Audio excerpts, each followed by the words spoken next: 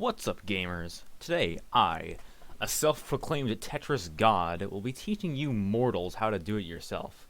I'll cover many things, such as how modern competitive Tetris works, what T-spins are, and how to do them. Openers, and the dark arts of forwhiding. I guess I could talk about perfect clears. Feel free to skip around to find the information that you need. If you're lucky, I may even leave timestamps in the description.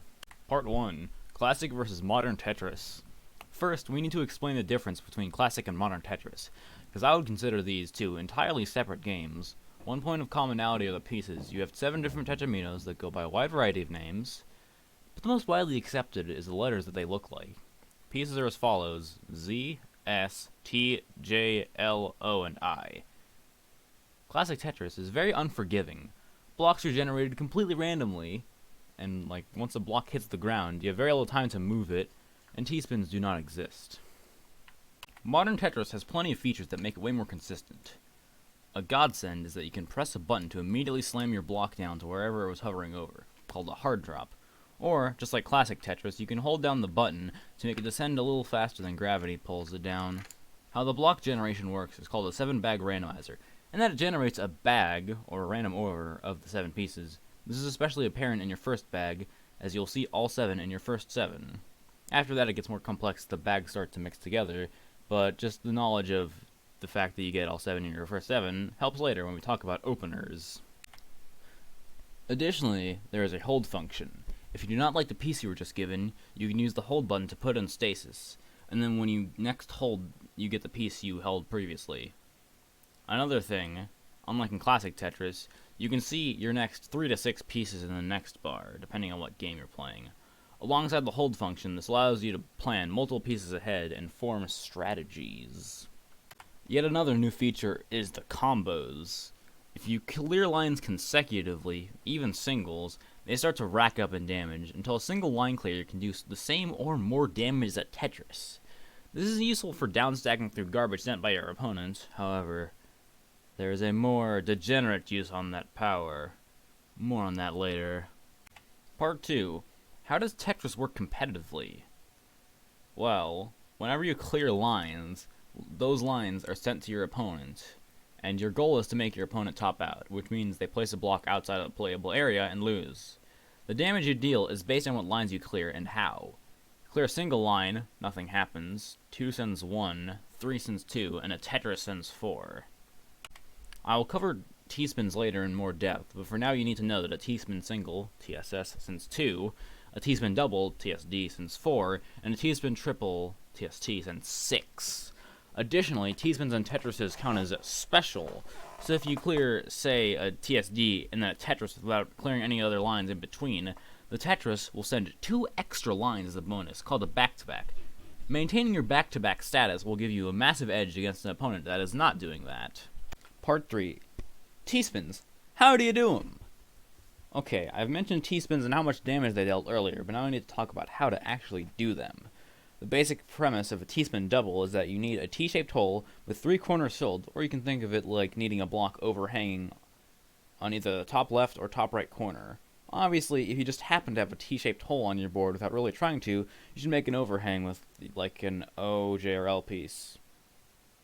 Once you have your T-shaped hole, you must rotate your T piece so that it can fit past the overhang, soft drop it in, then once it hits the hole, rotate it back. T-shaped holes are hard to come by normally though, so here are some tips on how to set some up. A J and L tetramino placed 1 block apart on a flat part of the board can be good. However, you need to set up an overhang. Z and S pieces will work well for that. Z and S pieces in a similar formation can work on a flat surface, but there are 2 issues. Firstly, it leaves gaps that need to be filled in with usually J and L pieces, and you use the Z and S in your bag for the hole, so you need something else for the overhang. If you have a flat area around a 1 block gap, you can use Z and S pieces to create the T-shaped hole and the overhang in one fell swoop. T-spin doubles become simple once you get the hang of it and recognize when you can and cannot pull it off. T-spin singles are stupid and usually only happen due to accidents, but the most powerful T-spin is the T-spin triple. These send 6, 8 if a back-to-back, but this high damage comes at a price. T-spin triples are by and large the hardest thing to pull off in the game. Even I can't consistently pull them off without very specific setups. Unlike T-spin doubles that are horizontal, you have to make the T-piece clear 3 lines, so it has to be in a vertical shape. The basic premise I used to have a 3x3 part of the board that is empty, except for a block in the bottom middle. Then place a J or L, depending on what side of the screen you are, to like create the T shape, and then add the overhang. From an empty board, you can place a T face up, then layer J or L flat and create the overhang. Part 4. Openers. Time to talk about the good stuff. This is where the 7-bag randomizer helps us out. Since we know we can get all pieces in our first 7, there are specific combinations of placements that can start you off with a pretty big advantage. I guess I will talk about perfect clears here, because they're most commonly used as an opener in my experience. When the game starts, put your I, J, L, and O pieces together into a shape like this, and your S, Z, and T pieces in a shape like this. Then, you use the next 3 pieces you get to try and completely clear the board. It is inconsistent. I would probably say I have like a 33% chance to succeed. In some cases, you can salvage a failed perfect clear into a T-spin double, but that isn't always going to be an option. Perfect clears do like 5 to 10 lines of damage depending on what game you're playing, so if you pull it off, you can get great results. I personally only go for a perfect clear opener if I have nothing better to do with the pieces I get. Here are just a few of my favorite openers, and I'm going to go through these quickly. TKI3 for a few T-spins with an early I-piece, DT Cannon for T-spin double into T-spin triple, lots of variations, Albatross for a DT combo with different pieces at different times, Pelican for early S and Z, the aptly named SZ double triple combo for similar utility. That's about it. I think I've said all I want to say. Now we need to go through the hell that will be editing all this crap together. I guess it's time to end the video. Oh, right. I forgot to talk about the dark arts. Part 5, 4 wides. 4 widing. The meanest way to play Tetris imaginable. Doing it in an online match is basically cyberbullying. The tryhard's dream, and the casual player's nightmare. You want to know how to do it? Fine, but if anyone asks, I told you nothing. To 4 wide, you must first decide what kind. There is the side 4 wide, where you have a 4 wide gap on the side of the screen, with exactly 3 blocks present in the 4 wide gap, like a part of this T-piece. Then, you stack up on every other column and start the combo. So the side 4 wide is faster and easier to set up, and can be a follow-up from openers such as DT Cannon and Albatross. The issue is that it has low survivability. Your pieces spawn naturally at the center of the screen. If that place is full of blocks, you will die. Then there is the center 4 wide, which is harder to set up, but harder to counter. You put your 4 wide well with 3 blocks in the dead center of your screen, and stack up on the other 2 sides. Space is very tight, so the main way you want to do this is to put your J, L, and O pieces on one side, and your Z, S, T, and I pieces on the other. It's not like a rule, but that's usually how you want to organize your pieces. Alright, now you have the 4 wide ready.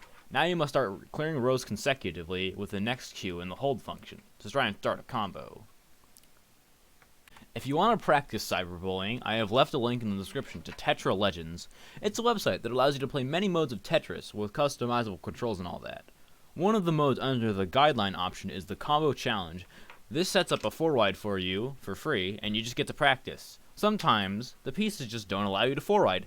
This is karma, and the main reason I try to avoid 4 widing. It's inconsistent, and also mean. At last I am done. As long as you keep at it and find enjoyment in Tetris, you too can become a god gamer as I have become. I used to be bad, but I played a lot, and now I'm good. Bye-bye. Oh, and if you have any more questions, like, watch another tutorial, I don't know.